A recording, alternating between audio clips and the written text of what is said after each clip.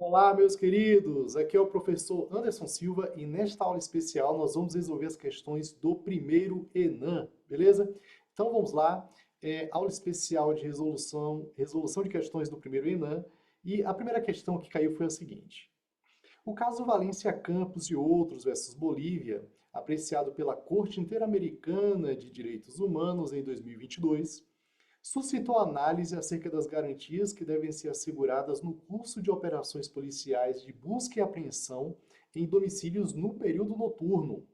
A Corte DH declarou a responsabilidade do Estado boliviano à luz da Convenção Americana sobre Direitos Humanos, Convenção, pela violação de uma série de direitos das vítimas que, à época dos fatos, foram alvo de uma operação policial que tinha por objetivo identificar e deter os supostos autores de um roubo de grande repercussão na polícia, ou na Bolívia.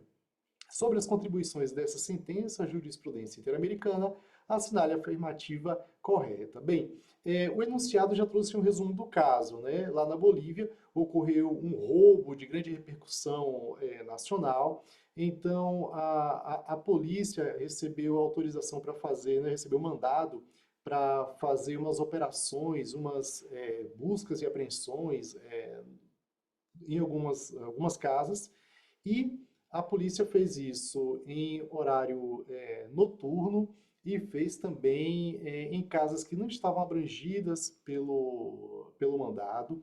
Também houve tortura, violência sexual em relação às mulheres, prenderam crianças também.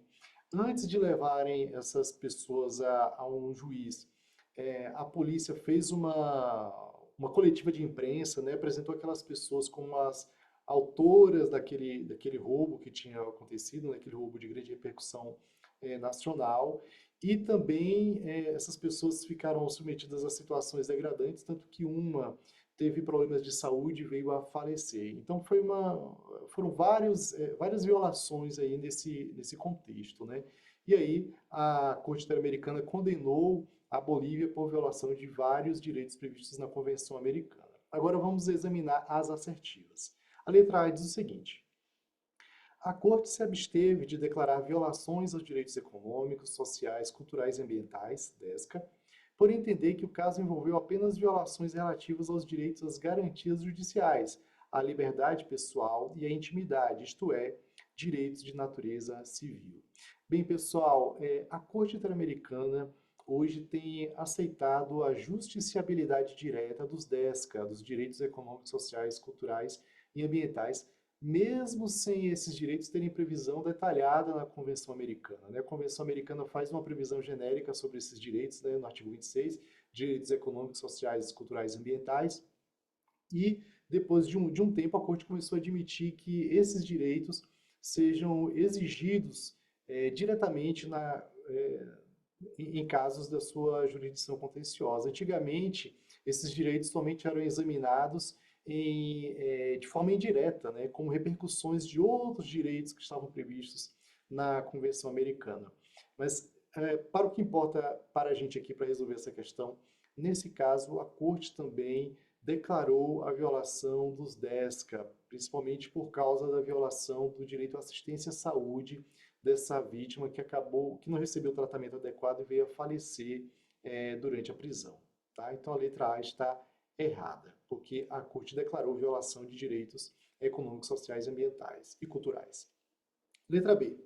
O entendimento da Corte DH sobre limitação de operações de invasão domiciliar durante a noite tem por fundamento o direito à vida privada, previsto no artigo 11 da Convenção, e as obrigações estatais de proteção da família, decorrentes do artigo 17 da Convenção. Correto, então a letra B é correta. O fundamento da limitação às operações de invasão domiciliar à noite tem como base esses direitos aí também o direito ao domicílio, né? Direito à inviolabilidade do domicílio. Letra C. A Corte DH concluiu que as operações de invasão domiciliar noturna somente podem ser consideradas compatíveis com a Convenção Americana em situações de consentimento, flagrância ou de comprovada periculosidade do alvo da operação.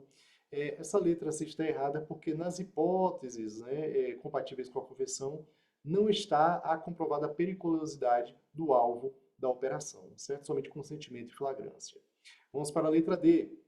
O caso Valência Campos versus Bolívia reflete uma tendência recente da Corte DH de restringir o conceito de vítima, compreendendo como tais apenas os indivíduos que foram diretamente atingidos pelos atos praticados por agentes do Estado, no caso, as pessoas que eram alvos das invasões domiciliares noturnas.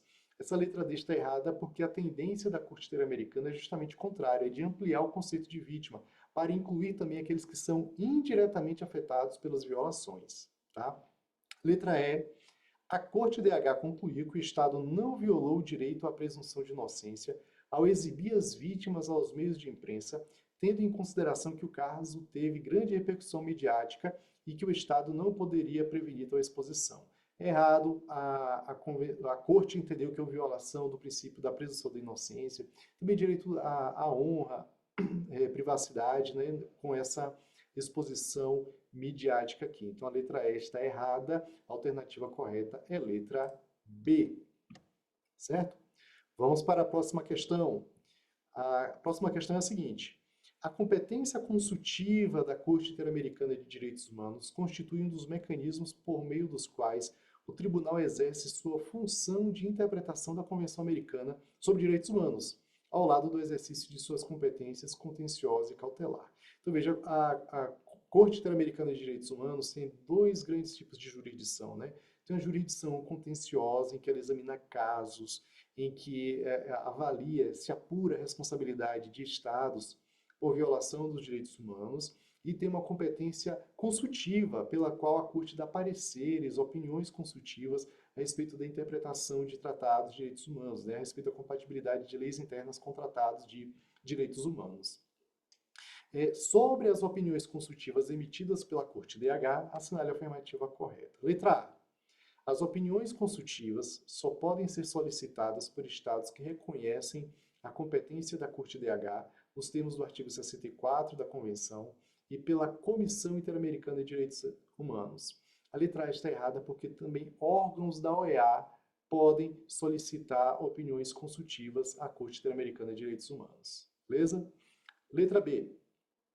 Na opinião consultiva número 1 de 1982, denominada Outros Tratados, Objeto de la Función Consultiva de la Corte, a Corte DH reconheceu que sua competência consultiva compreende qualquer tratado internacional aplicável aos estados do sistema interamericano, desde que o instrumento possua caráter multilateral. É errado porque, na opinião consultiva, a Corte menciona tratados bilaterais e multilaterais.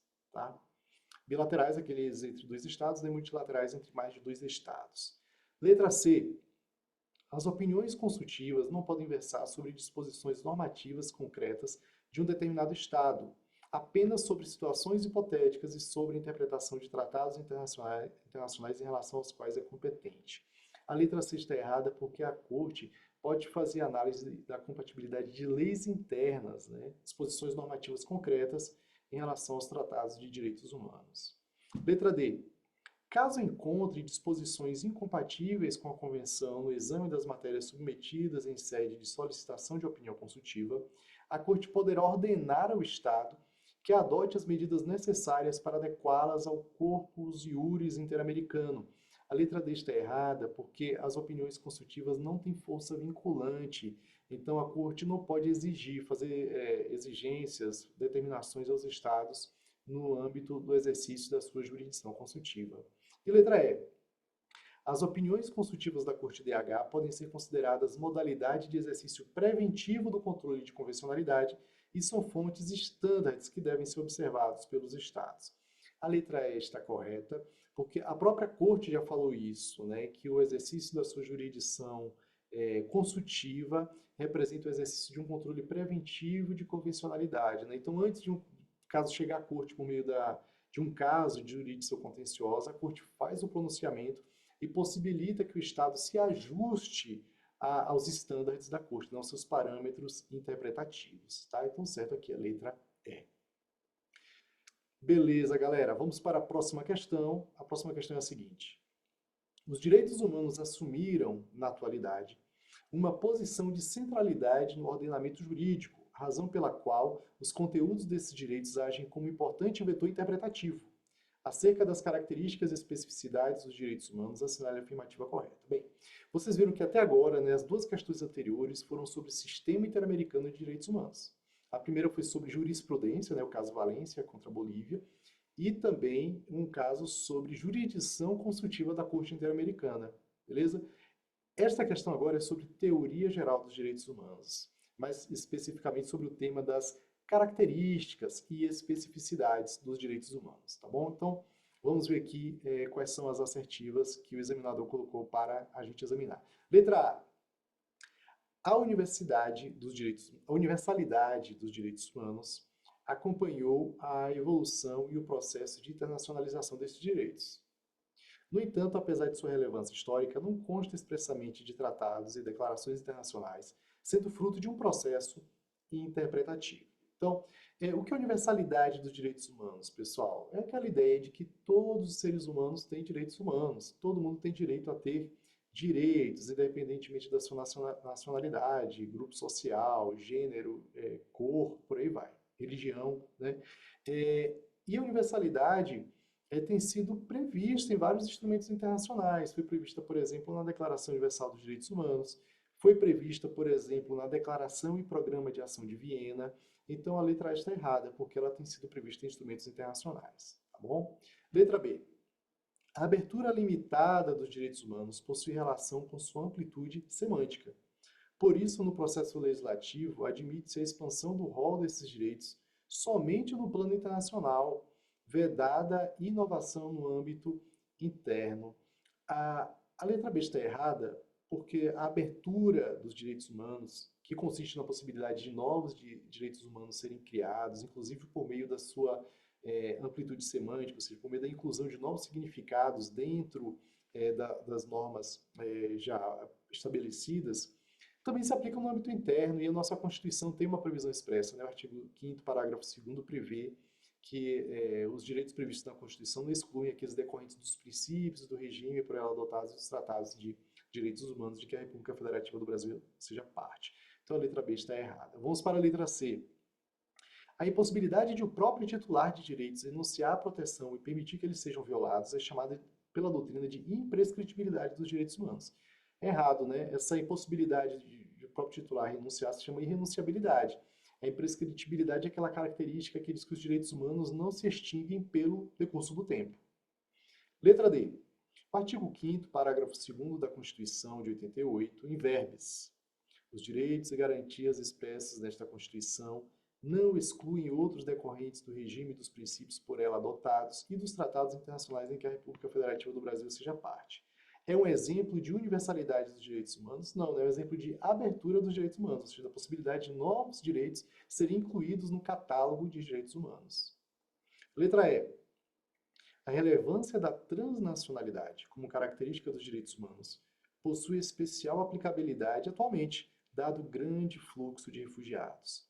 Então, a transnacionalidade, que é a característica dos direitos humanos que diz respeito a essa sua aplicabilidade independentemente de limites territoriais ou independentemente da nacionalidade das pessoas, né, que é uma outra forma de falar sobre a universalidade, né? Existem várias palavras que transmitem a mesma ideia da universalidade, mas enfatizam aspectos específicos. Por exemplo, existe a congenialidade, que quer enfatizar o aspecto de que as pessoas nascem já com os direitos humanos, né? A transnacionalidade é também uma dimensão da universalidade, mas que está enfatizando o fato de os direitos humanos não serem limitados às fronteiras nacionais. E, claro, isso tem tudo a ver com as crises de refugiados. Então, certo é a letra E, beleza? Letra E. Vamos para a próxima questão, pessoal. Mais uma questão sobre jurisprudência da Corte Interamericana de Direitos Humanos. O que quer dizer uma coisa, né, o que está nos dizendo uma coisa muito importante, é que é indispensável o conhecimento do Sistema Interamericano de Direitos Humanos para passar no ENAM, né? Então, para passar no ENAM, tem que conhecer direitos humanos, porque são 6 questões, né? É uma disciplina importante. E dentro dessa disciplina é importante ter intimidade, né? Conhecer bem o tema do Sistema Interamericano de Direitos Humanos, beleza? Então vamos lá. A questão diz o seguinte: casos envolvendo o delito de desaparecimento forçado são uma constante na jurisprudência contenciosa da Corte Interamericana de Direitos Humanos, desde a primeira sentença que proferiu no caso Velázquez Rodrigues versus Honduras em 1987. E essa é uma realidade, é uma verdade triste, né? Porque isso se deve a um histórico de regimes autoritários aqui no nosso continente que cria essas situações aí de perseguição política e de desaparecimento forçado, execuções extrajudiciais e tortura de adversários políticos. O tribunal reconhece que se trata de violação múltipla aos direitos previstos da Convenção Americana sobre Direitos Humanos. Então, o desaparecimento forçado viola o direito à vida, o direito à integridade física, o direito à proteção judicial, né, porque as partes ficam impossibilitadas de buscar a responsabilização dos autores das violações. Também o direito à verdade, o direito à memória. Né? Então, são vários direitos que são violados por esse crime do desaparecimento forçado. Então, a respeito do tema, analise as afirmativas a seguir. 1. Segundo o entendimento da Corte DH, o crime de desaparecimento forçado é um crime permanente, que se prolonga no tempo até que o Estado comprove que o desaparecido já morreu. Bem, pessoal, essa assertiva 1 foi a que me causou dúvida quando eu li, porque é o seguinte, a jurisprudência e também o tratado, né, a Convenção Interamericana sobre Desaparecimento Forçado, fala que todo mundo, esse é pacífico, que o desaparecimento forçado é uma violação contínua, né, que é uma violação permanente, mas a jurisprudência e o tratado falam que o desaparecimento forçado dura até se saber, até se encontrar os restos mortais do desaparecido, ou que se saiba o destino dele, né? E aí, quando se fala em saber o destino dele, inicialmente eu pensei, ó, se souber que a pessoa está morta, então eu sei qual foi o destino dela, né? Mas na verdade, quando você olha com mais atenção a jurisprudência da Corte Interamericana, você verifica que quando ela fala que cessa quando se identifica o destino, né? É para os casos em que a pessoa não morreu. Para os casos em que a pessoa morreu, tem que se localizar os restos mortais e tem que se provar que aqueles restos mortais pertencem à pessoa desaparecida. Enquanto isso não acontece, o crime ainda continua. Então é por isso que o item 1 está errado, tá? O item 1 está errado. Então a violação permanece no caso das pessoas mortas até quando seus restos mortais sejam localizados, ainda que ela esteja morta, né, se os seus restos mortais não estiverem localizados, então não cessou ainda o crime de desaparecimento forçado, tá? Então, item 1 está errado. Item 2. A proibição do desaparecimento forçado possui status de ius cogens, ou seja, a proibição do desaparecimento forçado se junta à proibição da tortura, à proibição do genocídio, ou seja, são crimes, violações de direitos humanos que fazem parte de uma categoria especial de normas que tem uma certa superioridade hierárquica e que são inderrogáveis, tá? Somente podendo ser modificados por normas da mesma natureza. Item 3. A Corte DH reconhece o direito autônomo dos familiares a conhecer a verdade, que compreende não apenas as obrigações estatais derivadas dos artigos 8 e 25 da Convenção, mas também o direito de acesso à informação, previsto no artigo 13.1. Está correto que se afirma em, então o certo aqui é a letra D, 2 e 3 apenas.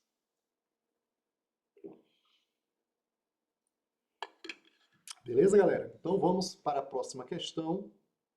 Mais uma questão sobre Sistema Interamericano de Direitos Humanos. Acerca da Carta da Organização dos Estados Americanos, OEA, e da Declaração Americana de Direitos e Deveres do Homem, assinale a afirmativa correta. Letra A. A Carta da OEA foi editada durante a 9ª Conferência Interamericana realizada em Bogotá, em 1948. Em razão da sua finalidade precípua de constituir formalmente a Organização dos Estados Americanos, o referido documento internacional não continha disposições relacionadas aos direitos humanos. Com vistas à abordagem desta temática específica, foi posteriormente editada a Declaração Americana de Direitos e Deveres do Homem. Galera, essa letra A está errada porque a Carta da OEA tem várias previsões genéricas a respeito dos direitos humanos. Tá? Então não tem um rol de direitos humanos, mas menciona o princípio dos direitos humanos e liberdades fundamentais e tem vários, prevê inclusive a Comissão Interamericana de Direitos Humanos. Então a letra A está errada. Tá? Letra B. A Declaração Americana de Direitos e Deveres do Homem é também conhecida como o Pacto de São José da Costa Rica, por ter sido adotado durante a Conferência Especializada Interamericana sobre Direitos Humanos, realizada naquela cidade em 1969. Essa letra B está errada porque a Declaração Americana não se confunde com a Convenção Americana de Direitos Humanos. Desta, que foi aprovada em 69 e é chamada de Pacto de São José da Costa Rica. A declaração foi aprovada lá em 48. Letra C. De acordo com a posição majoritária, a Declaração Americana de Direitos e Deveres do Homem possui força vinculante. Contudo, vincula apenas aqueles estados que a ratificaram expressamente, não abrangendo todos os países que ratificaram a Carta da OEA.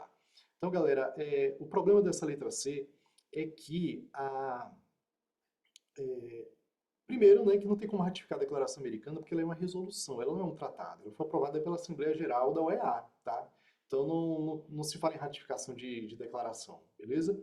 Mas também o outro erro é que a Corte Interamericana já falou que o que torna a declaração vinculante, e é verdade que ela é vinculante, é o fato dela ser uma interpretação autêntica da Carta da OEA, tá? Então, por ela ser interpretação autêntica da Carta da OEA, então a declaração americana tem força vinculante. Portanto, ela vincula todos os que são partes da Carta da OEA.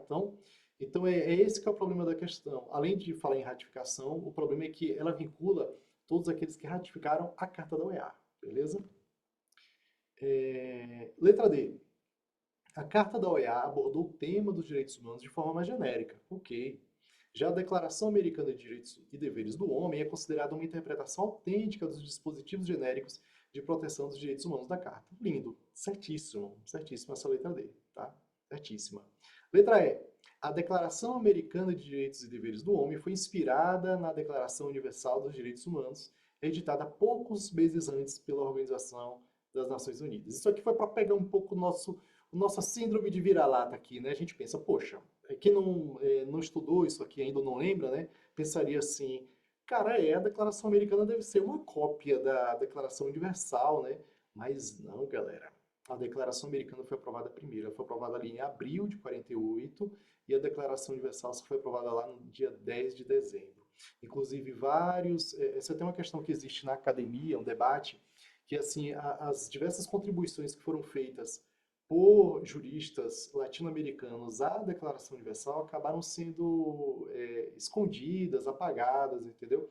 Vários juristas latino-americanos deram contribuições muito importantes para se fazer a Declaração Universal. Já tínhamos feito a Declaração Americana, mas isso se fala muito mais em Eleanor Roosevelt, né, que era a primeira-dama dos Estados Unidos. Se fala muito também tem um professor francês também, que me fugiu o nome agora, então se fala muito no professor francês e na primeira-dama dos Estados Unidos, esquece dessa contribuição dos juristas latino-americanos. Então, certa letra D, tá bom? Beleza? É isso aí, galera. Então, vamos para a última questão, que também, pessoal, tem tudo a ver com o Sistema Interamericano de Direitos Humanos. Então, das 6 questões, 5 foram praticamente de Sistema Interamericano. Essa última aqui, que é sobre controle de convencionalidade, tem tudo a ver com o sistema porque o controle de convencionalidade foi desenvolvido pela Corte Interamericana de Direitos Humanos. Não existe controle de convencionalidade em outros sistemas de direitos humanos, só no nosso sistema, tá? Então vamos lá. Letra A. Então, no enunciado, né? Em relação ao controle de convencionalidade, assinale a afirmativa correta. Letra A. De acordo com a teoria do duplo controle, as normas jurídicas devem guardar compatibilidade não apenas com a respectiva Constituição Nacional, mas também com as disposições internacionais acolhidas pelo respectivo Estado-parte. Assim, para ser considerada rígida, a norma deve passar tanto pelo controle de constitucionalidade quanto pelo controle de convencionalidade. Essa letra A está perfeita, traduz de forma muito precisa o que significa a teoria do duplo controle, né, que foi desenvolvida pelo professor André de Carvalho Ramos, que diz o seguinte: uma norma, para ter validade, tem que ser aprovada, passar por 2 testes, pelo teste de constitucionalidade e pelo teste de convencionalidade. Beleza? Letra B. Enquanto o controle judicial de constitucionalidade é exercido de modo exclusivo pelo Poder Judiciário Nacional, o controle judicial de convencionalidade é exercido de modo exclusivo pelos órgãos internacionais competentes, de acordo com o que preconiza o Tratado da Convenção Internacional especificamente. Essa letra B está errada porque o controle judicial de convencionalidade também pode ser exercido pelos juízes nacionais, pelos juízes e tribunais nacionais, tá? Então não é só pelos tribunais internacionais, pelos órgãos internacionais, né? Letra C. De acordo com a classificação doutrinária comumente empregada, o controle judicial de convencionalidade realizado no plano internacional pode ocorrer pela via concentrada ou pela via difusa. Já o controle judicial de convencionalidade realizado no plano interno somente pode ocorrer pela via concentrada, isto é, pelo órgão de cúpula do Poder Judiciário Nacional. Está errado, né? Porque o controle judicial de convencionalidade no plano internacional ocorre pela via concentrada, porque no nosso caso aqui é a Corte Interamericana que concentra essa competência, e no plano interno pode ser pela via concentrada, pelo Supremo Tribunal Federal, quando realiza o controle, tendo como parâmetro os tratados de direitos humanos foram incorporados pelo rito do artigo 5º, parágrafo 3º, mas também por todos os juízes, né, todos os juízes tribunais, de forma difusa. Tá? Letra D. De acordo com a teoria do duplo controle, impõe-se ao órgão internacional com competência para a realização do controle de convencionalidade que promove, igualmente, controle de constitucionalidade das normas jurídicas analisadas, aferindo a sua compatibilidade em face da Carta Constitucional do respectivo Estado-parte. Né? Não faz sentido, né? Não é a Corte Interamericana que vai analisar a constitucionalidade, né? Se uma lei brasileira é compatível com a Constituição brasileira. Não é isso, ela faz análise de convencionalidade. Tá? Letra E. Diversamente do que se verifica em relação ao controle de constitucionalidade, comumente atribuído pelas cartas constitucionais a todos os poderes, legislativo, executivo e judiciário, no plano nacional, o controle de convencionalidade somente é imputado ao Poder Judiciário. É errado. A Corte Interamericana já tem um entendimento pacífico de que não apenas os juízes devem realizar o controle de convencionalidade nacional, mas também as autoridades administrativas, o Poder Legislativo, o MP e a Defensoria Pública também. Tá bom? Então, certo aqui a letra A. Beleza, galera? Show de bola, é isso aí. Chegamos ao final. E aproveito a oportunidade aqui para enfatizar mais uma vez que o conhecimento do sistema interamericano se provou aqui indispensável, imprescindível, né? Das 6 questões, 5 sobre o sistema interamericano. Então vamos estudar sistema interamericano. Beleza, galera? Valeu, é isso aí. Show de bola, até a próxima. Tchau, tchau.